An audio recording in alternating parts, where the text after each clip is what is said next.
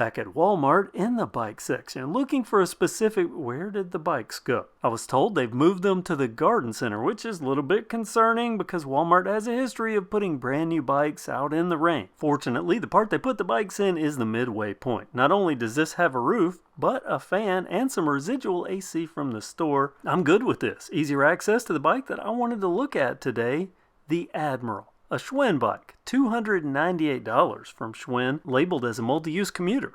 Retro city style. I can clearly see the retro. The cream color, the classic bar frame design. They are clearly hitting a mark with the look here, but they're also hitting a mark with comfort. Example, these bars. Upright, but with a back sweep at the grips. And of course the chrome bell and a bar finish that blends in with that, and the alloy quill stem. Very vintage, very street, very commuter, very, well, I'd say it borders on cruiser. That multi-use on the tag can go in a lot of different directions. These grips add to the retro flair to try to tie all this together. A leather look, but vinyl feel don't feel as good as they look. They definitely nail the look part with the stitching, and there's a half grip on the right, full on the left. That half grip is because of the twist shifter. Look at these index markers. Flat to uphill. Alloy brake levers work the alloy clamp on the rim brakes, and they're both polished alloy as well semi-polished at least. The alloy look, matching set, front and rear. This is, I believe, the most vintage-inspired big box Schwinn I've seen in a while. The headset badge, the long stem. Now going down a little further,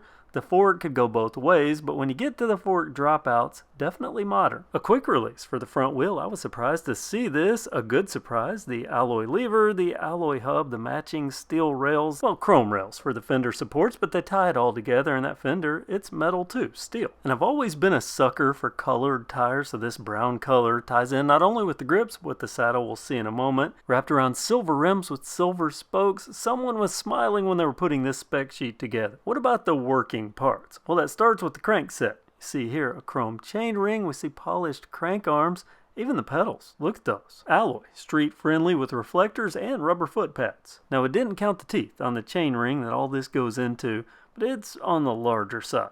Kinda like a cruiser. Keeping things safe with all those teeth next to feet is a metal chain guard with Admiral branding on the side. Where things get more modern, and this gets its city bike moniker, is the rear group set. Pair that with the 700C wheels and this Shimano flat face. So you get a derailleur at the back. It's nothing fancy, but given the low demand here, city bike riding, and the gear range, it's just not going to be working through a lot. That's a 14 to 28 too. Better suited for flat terrain. You can still climb, but it'll be a workout. Retro style meets retro safety with the rear fender mounted reflector. And then more chrome and alloy parts. You can see how well they thought this out. Every part visually fits with the others, right down to the silver kickstand, even the bottom bracket. And it wouldn't be city or cruiser or commuter or anything else or even vintage without a rear rack. This one's chromed, max weight rating 9.98 kilograms, which is about 22 pounds. Built-in spring holder for holding letters or whatever. The base steel fenders don't rattle. They're mounted well. They're steel, and the metal frame also steel. High tensile steel. And of course the fenders and the frame, a matching color, painted finish. This is called cream. And of course that chain guard's cream as well. The Admiral branding on it, modest. The branding overall on the bike's modest, and I do like that A, those small details. Here's the saddle with its chrome springs and rails and Schwinn branding embossed for a little bit of class onto an otherwise basic design. I parked my booty on it. Initial impressions, decently comfortable. Height, equally important for comfort, and this can be adjusted via quick release, and you can see there, a chrome seat post, which at its minimum insertion point is pretty high. The wheel card on this bike says 5 foot 4 inches to 6 foot 2 inches, and I think that's about right on. This height spread looks to be within that range to me, and this is all the way up. If I loosen it and go all the way down, that's quite a bit of difference. And there's another adjustment that's going to be important when it comes to height, and that's where this quill stem comes in. The advantage they have, they can be raised and lowered a few inches. So comfort's baked into this design. And it being a Schwinn, meaning it's a Pacific Cycle brand, parts are just a phone call away. And I can testify personally that that works. I've called their support number before for warranty parts. Very few times have I had to claim for warranty. They've taken care of me anytime I've ever had to call. And anybody that I've known that's called has gotten parts warranty, support, they stand behind their stuff.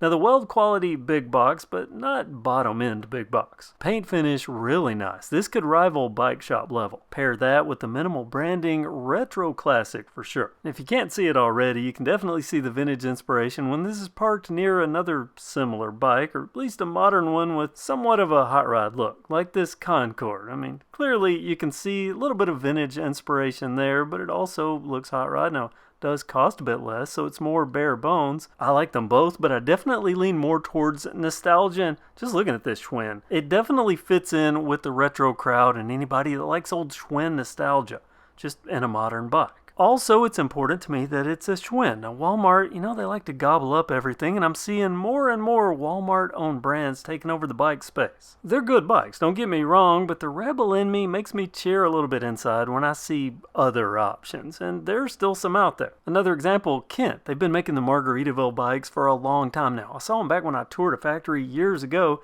and they've got an updated model now. Has the pineapple for the cup holder, the wood grain. This is a nice bike. I might come back to this. I like options, and it keeps Walmart on their toes because they don't always make the best of decisions. For instance, I did still find some bikes they put out in the rain. Why, Walmart? Why?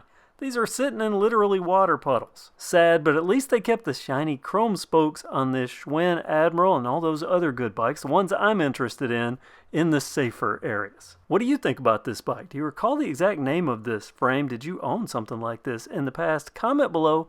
Thanks for watching, and have a great day.